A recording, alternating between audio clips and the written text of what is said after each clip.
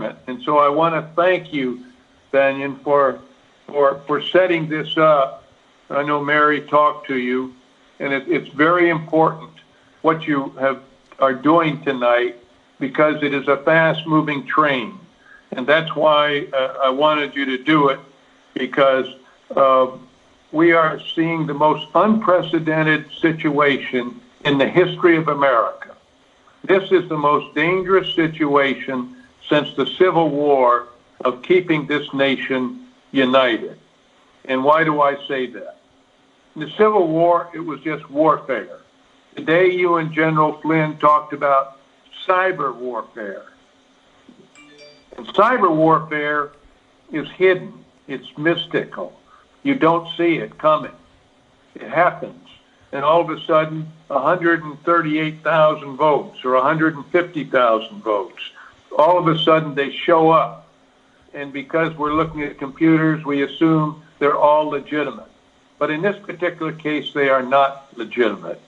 And because of what Sidney Powell has been doing, who was General Flynn's lawyer, and what she submitted in the state of Georgia and Michigan on Wednesday night, the night before Thanksgiving, we got a document in those lawsuits from a Dr. Navid Kishvarits-Nia, who is a 59-year-old resident of California who spent 40 years almost in the D.C. metropolitan area as a career intelligence community expert. I won't go into his background very much, but because of this declaration that he made, in which I am quoted and independently confirming, he uses my name, Kirk Wiebe, who is a former NSA official and a good friend of ours and working with Mary and I, and Dennis Montgomery, a former CIA analyst, who was really the creator, inventor of the Hammer and Scorecard capabilities. And that's what we broke, and we broke it on Sunday and Monday before the election, saying that this was going to be an action that will happen, and what transpired did in fact transpire. And Mary was very instrumental in informing me of this information, and all of a sudden, 2.5 days before the voting started on the 3rd of November, this was the 1st of November, I became involved in the voting game. My background is a military analyst. And for 16 and a half years, I was on Fox News as a military analyst.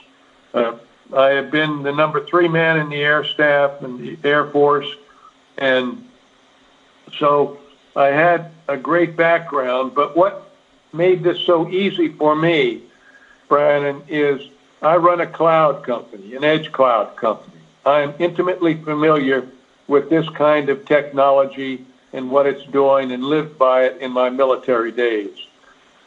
Everybody remembers when we attacked Tripoli in 1986, and Gaddafi, I was the commander, and they launched from my bases in England. Now, I got that information from the British and other sources, but my whole life has been based on this.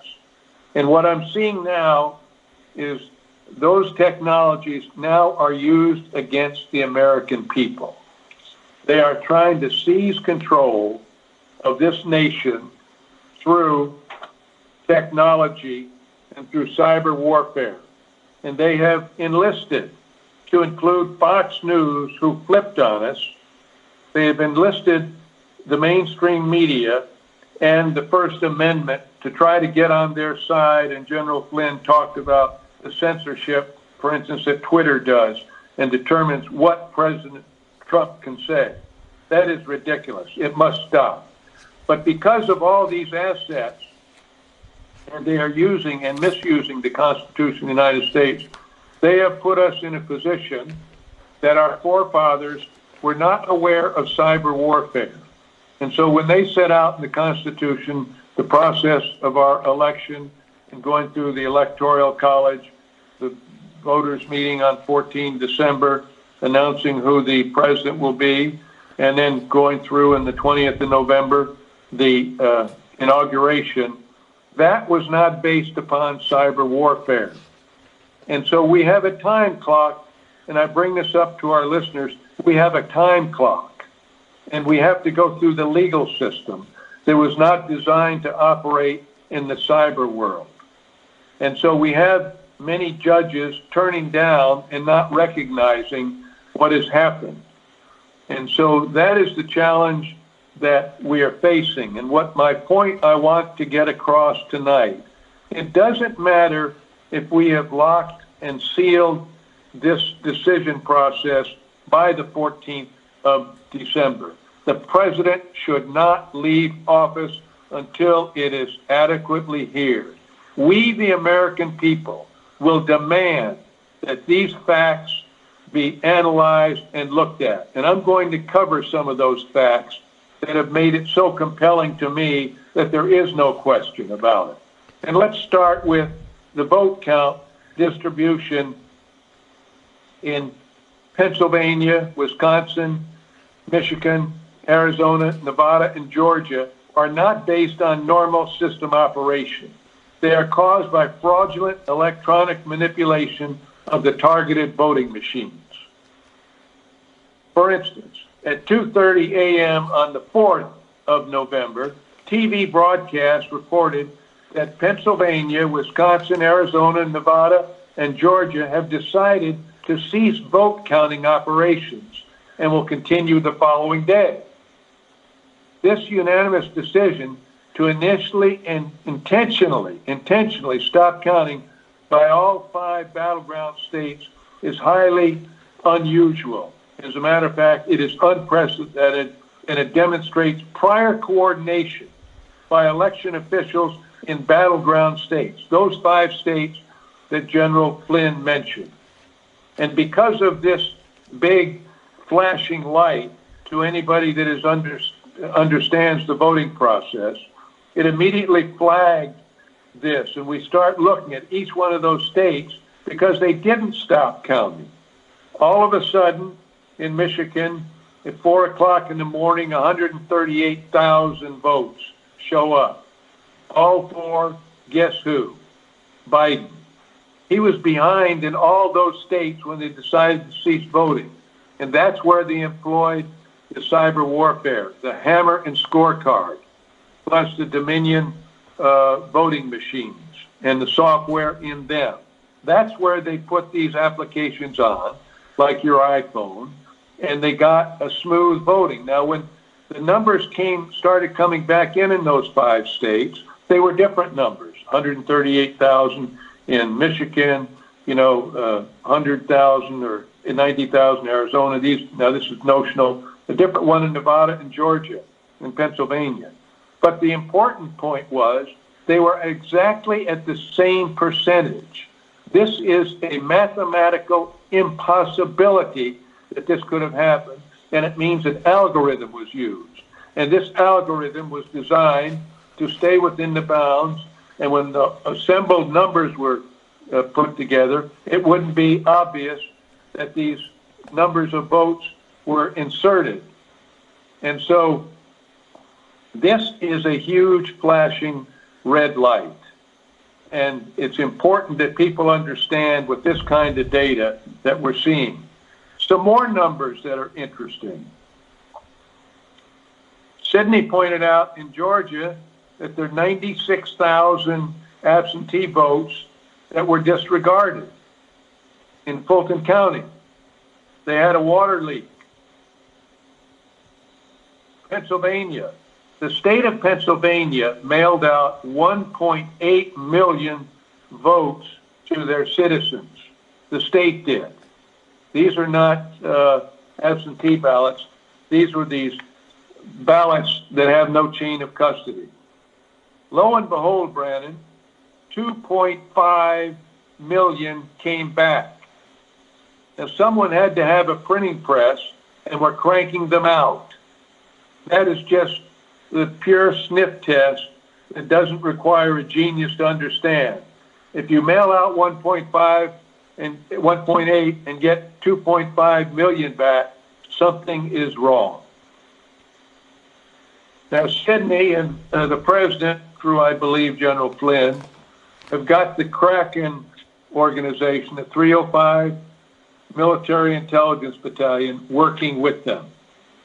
Because in all of this, we have not seen any footprints of the DOJ, of the FBI, nor the CIA on the friendly side. Wait a minute. It's been on the deep state side. Let me just stop you there, General, because you just said something very interesting. You just said that who has just opened up the Kraken, and then you just described what the Kraken was. We all know the term because of Sidney Powell using it, but you just said what it is. Can you back up on that? Yes. Sidney got the term Kraken because that's the nickname of the 305th Military Intelligence Battalion. And that has been her source, along with other sources that Mary and I know about, but we don't want to talk about. And so we're getting the different sources that are relaying this. But the important thing is they identified, now get this, they identified China, Iran, and Russia as being involved in this and manipulating the votes. In addition, the U.S. Army, the U.S. Special Forces Command seized a server farm in Frankfurt, Germany, because they were sending this data from those 5 states or 6 states through the internet to Spain and then into Frankfurt, Germany. Special Operation Forces seized that facility. So they have those servers. And they know all this data they are providing. Did that go down without incident, by the way? Did that seizure go down without incident? Well, I've heard it didn't go down without incident. I haven't been able to verify it. I want to be careful in that.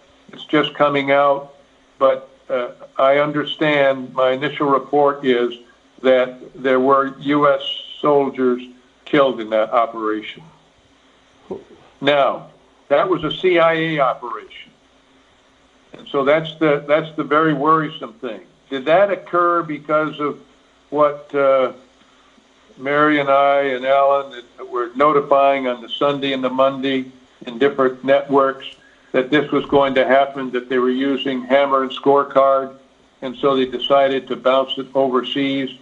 So the server farms that Hammer Scorecard were using in the continental United States couldn't be used. I don't know that.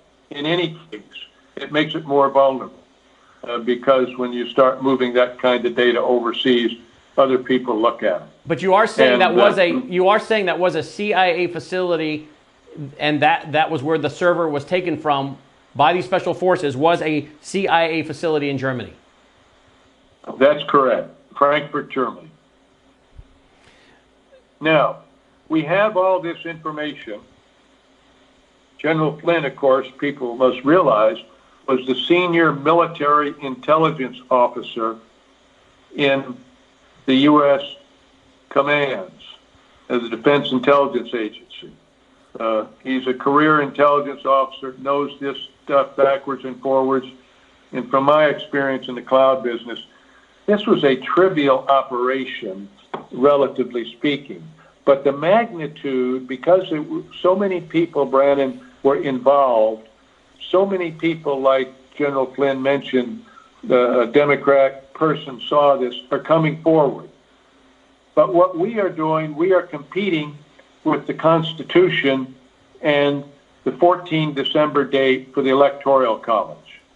And why? Because we have this information, and we know that not only did we have the deep state in the executive that President Trump had to fight, we also had it in the legislature where you have Adam Schiff, Nancy Pelosi, Schumer, all of those people were involved in this. They were involved in the Russian hoax. They were involved in this coup d'etat. But we also had the judiciary.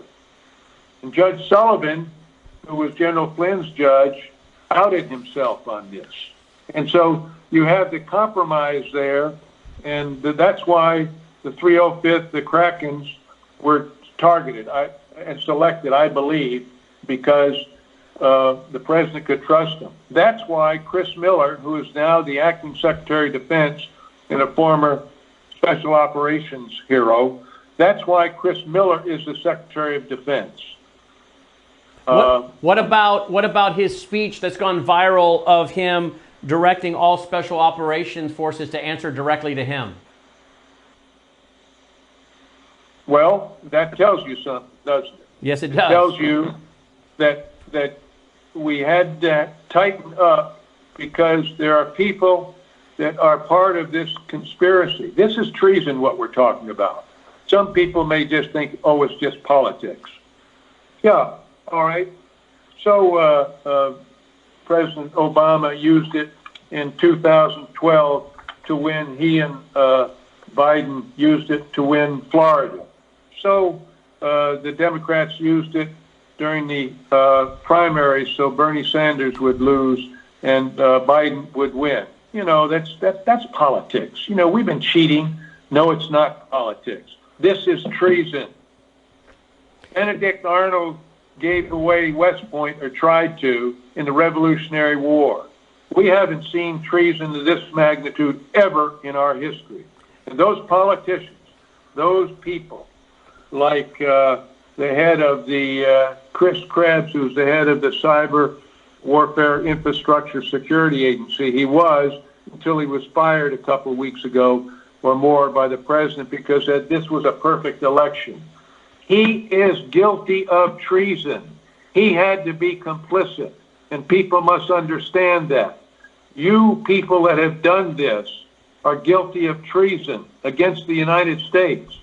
And we are going to demand this president, insist this president not leave office until the American people have had a full disclosure of what's going on. What you're saying, now, General, is... reasonable... Let me just clarify. What you're saying is that President Trump needs to fulfill his oath that he took to defend America against enemies, both foreign and domestic, and he must not let deadlines stop him from fulfilling that oath. Is that what I hear you say?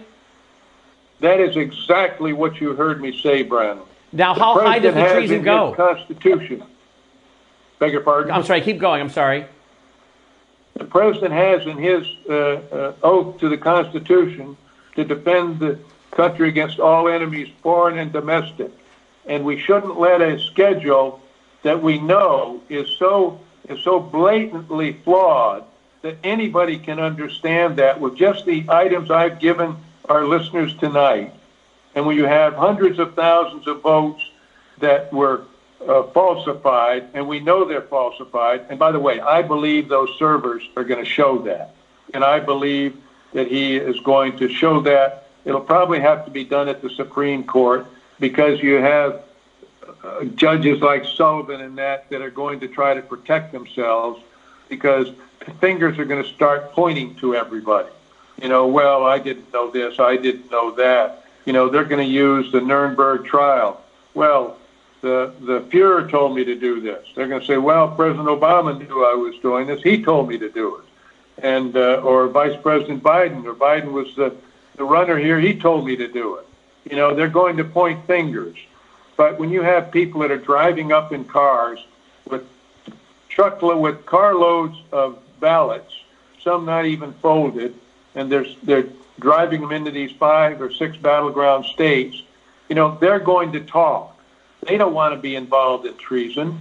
And so people are going to talk the magnitude of this and the vote, because I think the president won in such an overwhelming vote.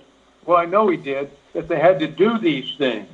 And these were not, they're no skilled in the craftsmanship of what they were trying to do. They were trying to match the ballots with the numbers that they had come up with and determined were needed. And doing that in real time, you had an analog of trying to get ballots, then digital was easy. You can just change the numbers. And I won't give the chap's name, but someone, a Republican on television last night was saying why it would be so important for the Republicans to get out in Georgia. It doesn't matter how many people we get out in Georgia, Brandon. They'll just up the number. It's a digital number for them. We cannot let them use Hammer and Scorecard, and in my opinion, we can't have these mail-in ballots in Georgia in time. They should leave the polls open, but they must get a chain of custody. And we can't have this absolute disregard for the laws of the land and by judges and by legislatures. They must get hold of this. There is a path, but I believe that the Democrats are going to think this is politics and they're going to try to shut that down. Well, if they do, then the American people must demand that the president stay in office until this is cleared up, because it's treason, it's a coup d'etat against the government of the United States, and we cannot accept that. That's 3-star General McInerney. Go look up his bio. I don't have time to get into it tonight because we've given it over and over. 3-star General Thomas McInerney. Go look up his bio, folks. He's not a man given to hyperbole. Again, Mary Fanning and Alan Jones broke this story in December of 2015. Thomas